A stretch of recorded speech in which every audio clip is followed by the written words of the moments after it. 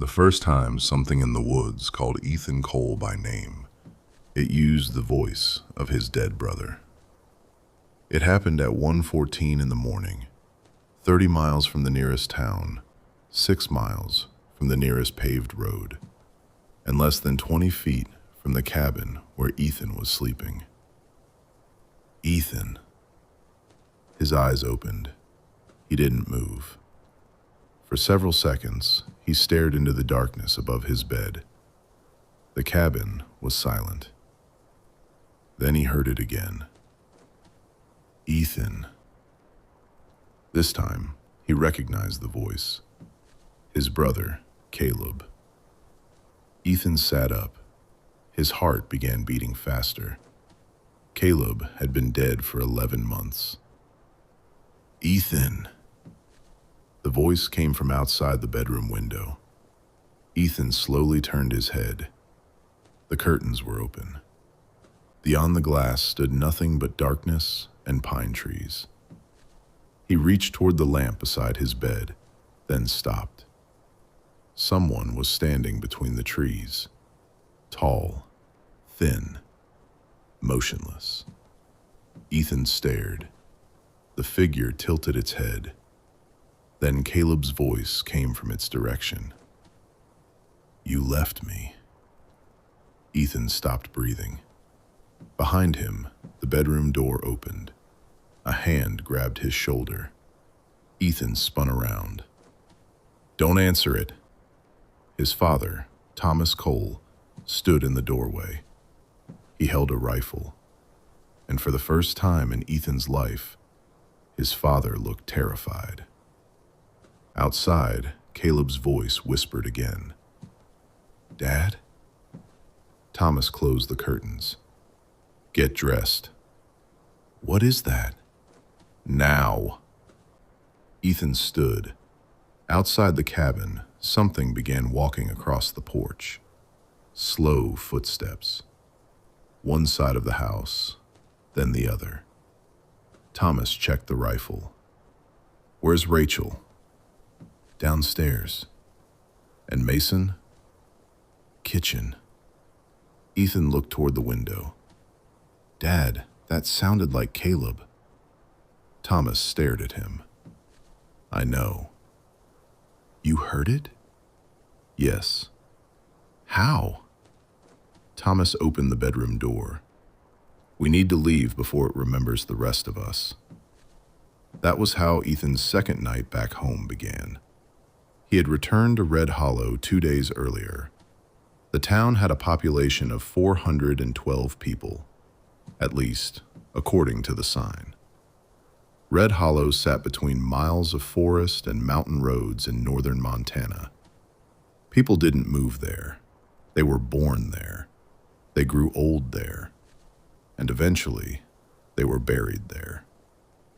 Ethan had spent 18 years trying to leave. Caleb had spent his entire life trying to make him come back. The brothers had been different. Ethan wanted cities, noise, people.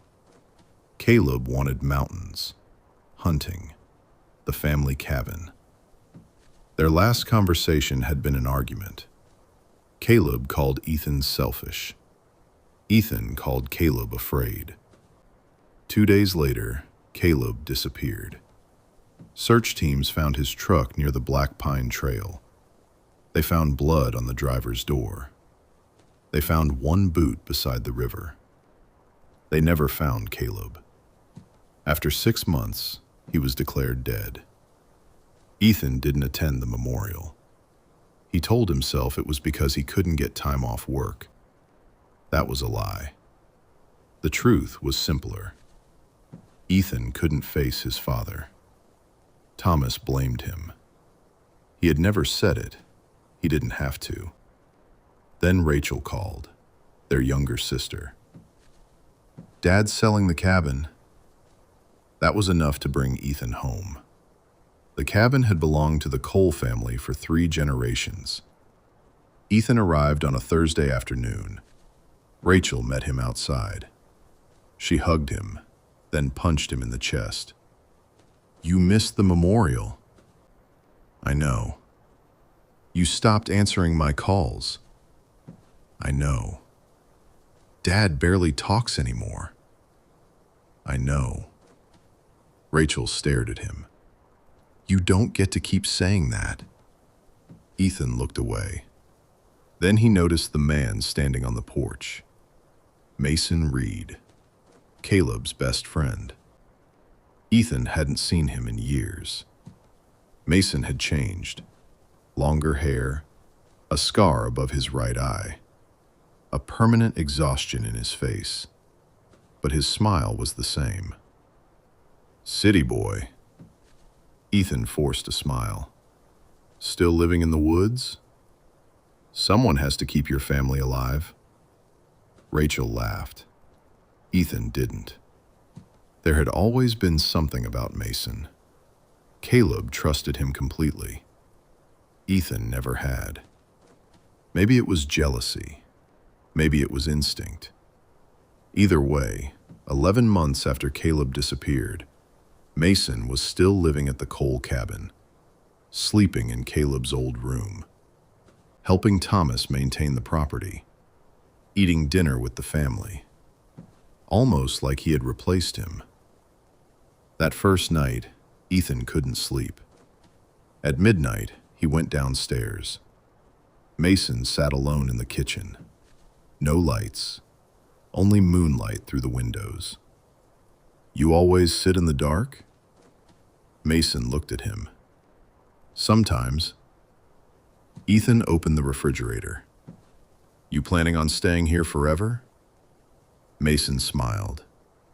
Your dad asked me to help. 11 months is a long time to help. Mason's smile disappeared. You think I wanted Caleb gone? I didn't say that. You didn't have to. Ethan closed the refrigerator. Mason stood.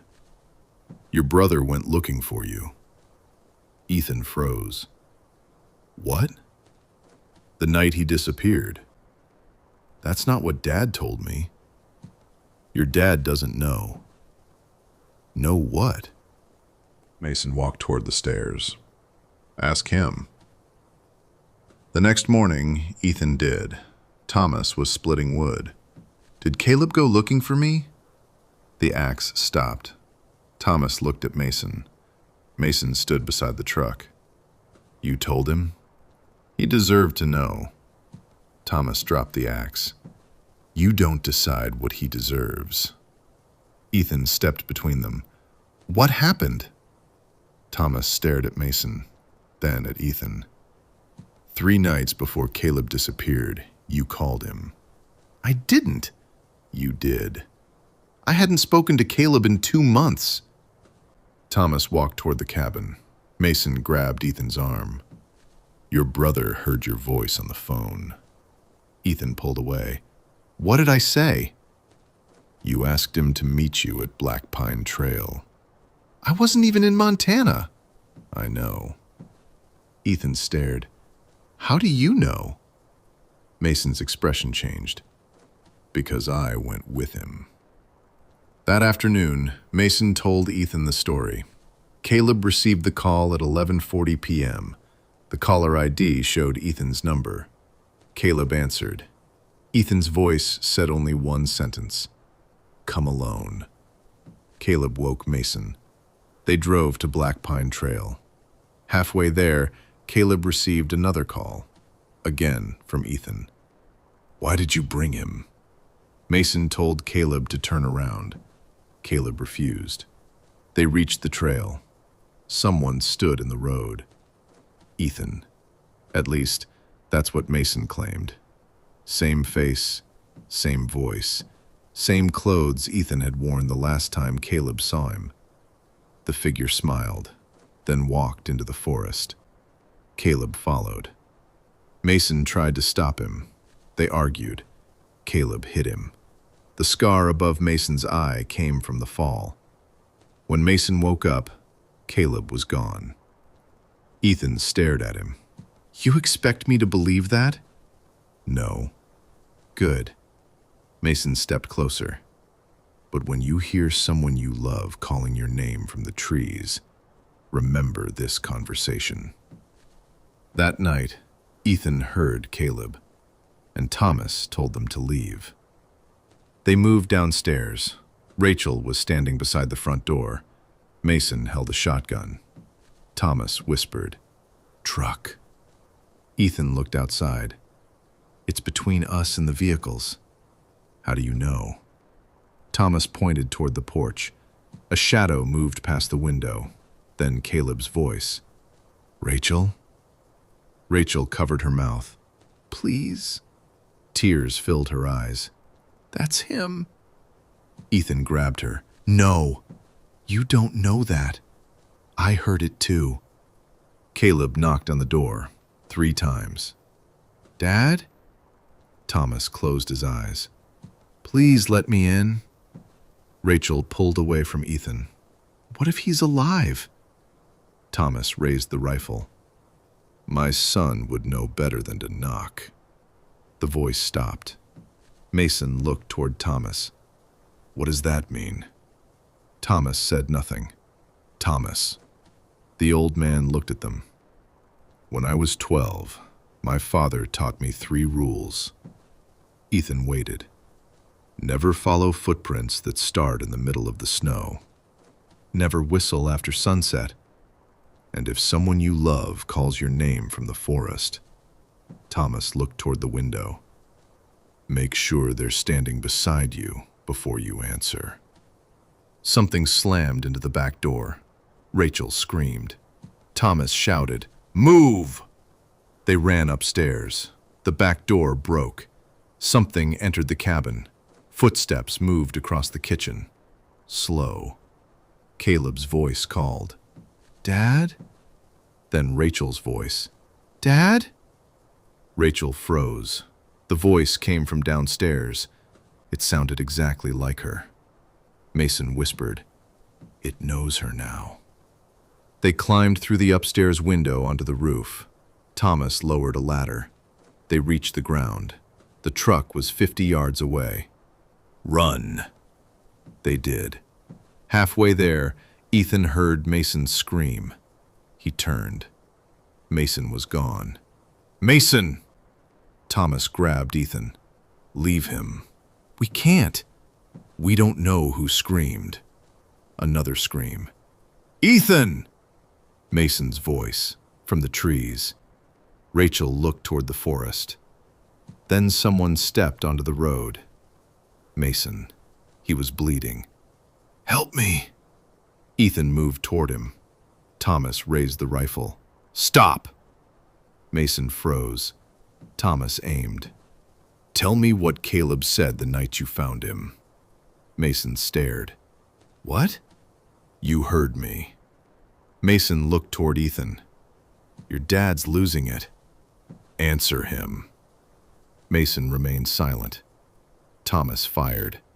The bullet struck the ground beside Mason. Mason ran into the trees. Ethan shoved Thomas. "You almost killed him!" Thomas grabbed Ethan's jacket. "That wasn't Mason." "How do you know?" "Because Mason never told you the whole story." Ethan stared. "What story?" Thomas looked toward the forest. "The night Caleb disappeared." He swallowed.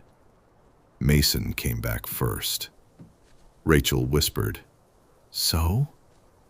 Thomas looked at her. "Caleb came back the next morning." Silence. Ethan felt cold. "What?" "He walked out of the forest." "Alive?" Thomas nodded. "Why didn't anyone tell me?" "Because Caleb wasn't Caleb." Rachel began crying. Thomas continued. "He knew the house. He knew our names. He remembered everything. But there were things wrong."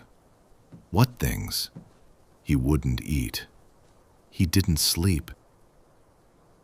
The dogs wouldn't go near him. And every night I heard him outside the cabin." Thomas paused. "While he was sleeping upstairs." Ethan stared. What happened to him? One night, he disappeared again. And Mason? Thomas looked toward the trees. Mason helped me bury what we found in Caleb's bed. Rachel whispered. What did you find?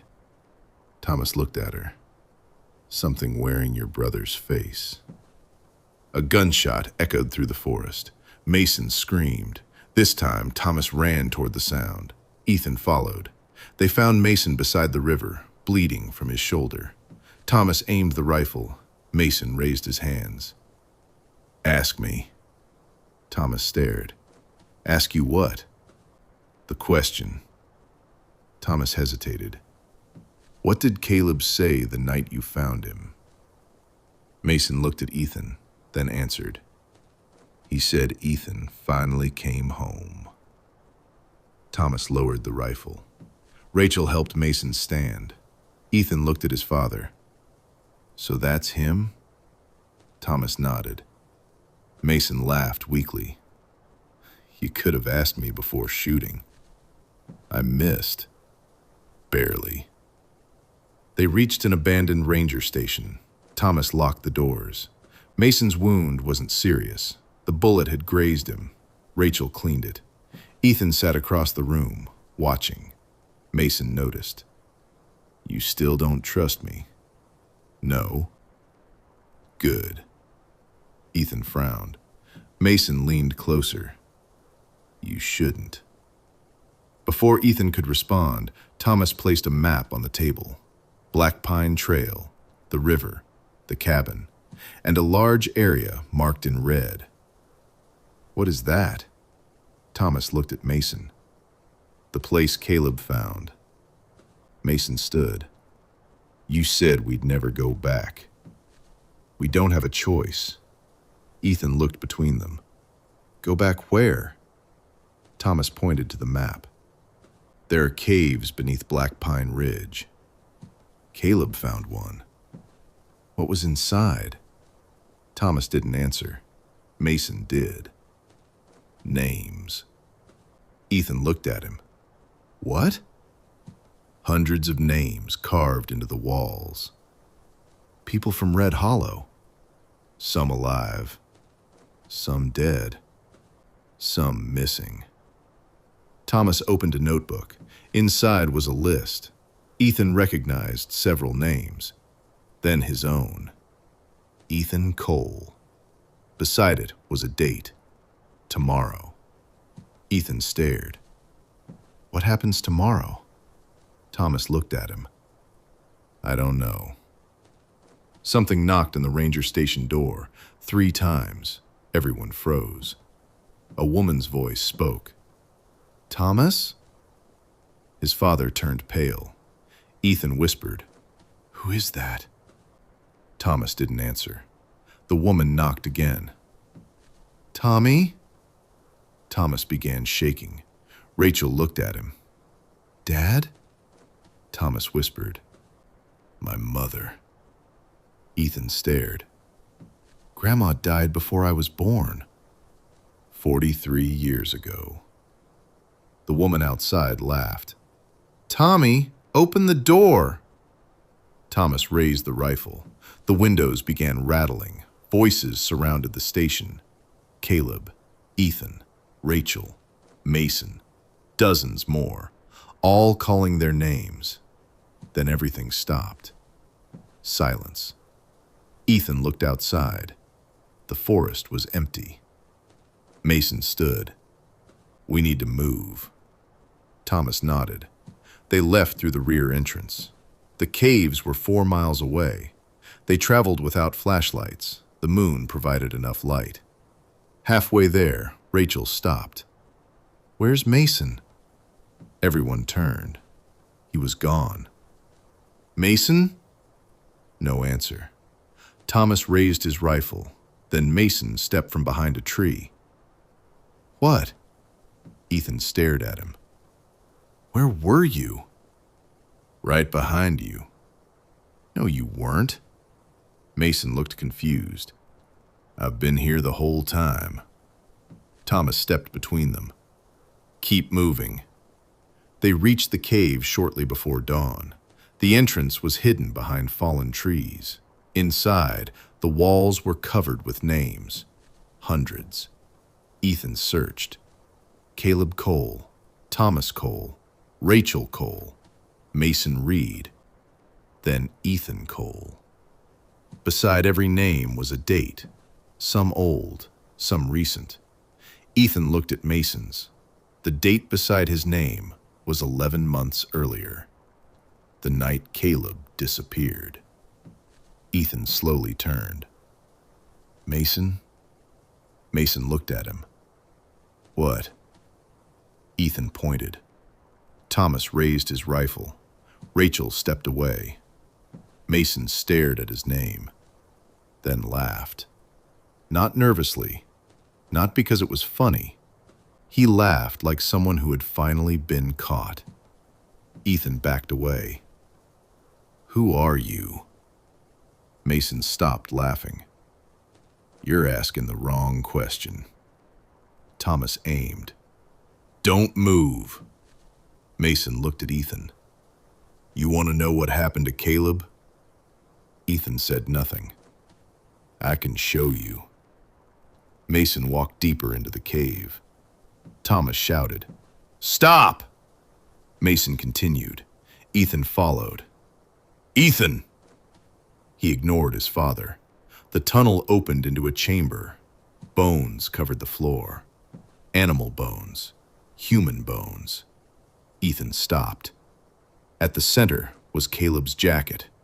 He picked it up. Blood stained the sleeve. Then someone whispered, Ethan. He turned. Caleb stood at the far end of the chamber. Thin, bearded, alive. Chains around his wrists. Ethan couldn't move. Caleb? His brother began crying. You came. Ethan ran toward him. Mason grabbed him. Don't. Ethan shoved him. That's my brother. No. Caleb screamed. Ethan, he's lying. Mason looked at Ethan. That thing has been learning Caleb for 11 months. Caleb pulled against the chains. He killed me. Ethan looked between them. Who? Caleb pointed at Mason. He isn't human. Thomas and Rachel entered. Thomas raised the rifle. Caleb began crying. Dad! Thomas froze. Please! Caleb looked exactly like him, sounded exactly like him. Thomas lowered the weapon. Mason shouted, Don't listen! Caleb smiled. Thomas raised the rifle again. Too late. Something moved in the darkness. Fast. Thomas disappeared. Rachel screamed. Ethan fired the flashlight toward the tunnel. Nothing. Dad! No answer. Then Thomas's voice came from behind them. I'm okay. Everyone turned. Thomas stood at the entrance. Ethan stared. Dad? Thomas smiled. I'm okay. Mason raised the shotgun. Ask him something. Thomas looked at Mason. Put the gun down. Ask him something only Thomas knows. Ethan stepped closer. Dad? Thomas looked at him. What did Caleb say when he came back from the forest? Thomas answered immediately. He said Ethan finally came home. Mason lowered the weapon. Rachel ran to her father. She hugged him. Thomas held her. Then Ethan noticed something. Thomas had answered correctly, but the question was wrong. Mason had said those words, not Thomas. Ethan looked at Mason. Mason realized it too. Rachel. She turned. Get away from him. Thomas smiled. His arms tightened around Rachel. Too late. The lights went out. Rachel screamed. Gunshots filled the cave. Ethan fell. Something moved over him. Then silence. Ethan opened his eyes. The flashlight flickered. Mason lay nearby, unconscious. Caleb was gone. Thomas was gone. Rachel was gone. Ethan stood. "Rachel!" His voice echoed. Then someone answered. "Ethan." Rachel, from deeper inside the cave. He ran. Mason woke. "Don't follow her!" Ethan ignored him. He reached another chamber. Rachel stood in the center, her back toward him. "Rachel." She slowly turned. Blood covered her shirt. "Ethan." He approached. "What happened?" She began crying. "Dad took me." "Where is he?" Rachel pointed toward a tunnel. "He went that way." Ethan hugged her, then stopped. Rachel whispered, "What?" Ethan stepped away. "When we were kids, Caleb broke your arm." Rachel stared. "What? How?" She hesitated. "We were climbing the water tower." Ethan felt relief. Correct. Rachel hugged him again, then whispered into his ear, "You still ask the wrong questions." Ethan froze. Rachel smiled. "Caleb broke my left arm." She stepped backward. Ethan stared. Rachel's left arm had never been broken. Her right arm had.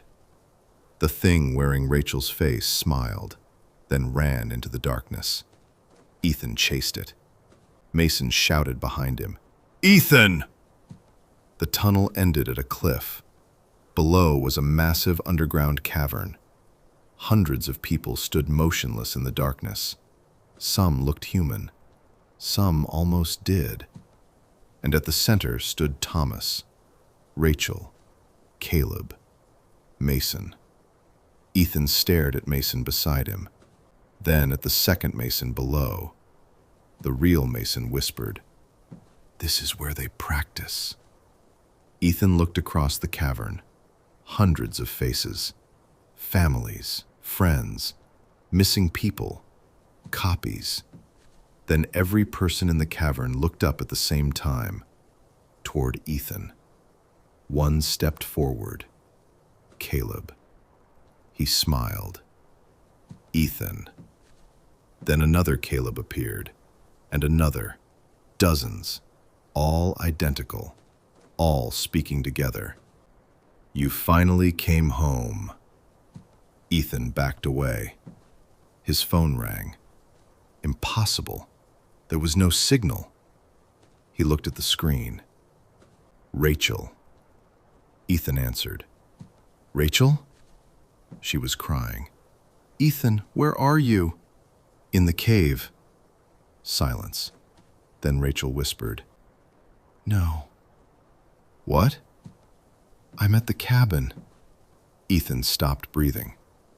"Rachel," she continued, "I've been hiding here since you left." Ethan looked at Mason. Mason stared back. Rachel whispered through the phone, "Ethan, listen to me." "What?" "Mason never came back from Black Pine Trail." Ethan slowly turned toward him. Mason's expression changed. The man beside Ethan smiled. From the phone, Rachel screamed, "Run!" The cavern lights went out, and in the darkness, the thing wearing Mason's face whispered, "Now you know why Caleb trusted me." End of part 1.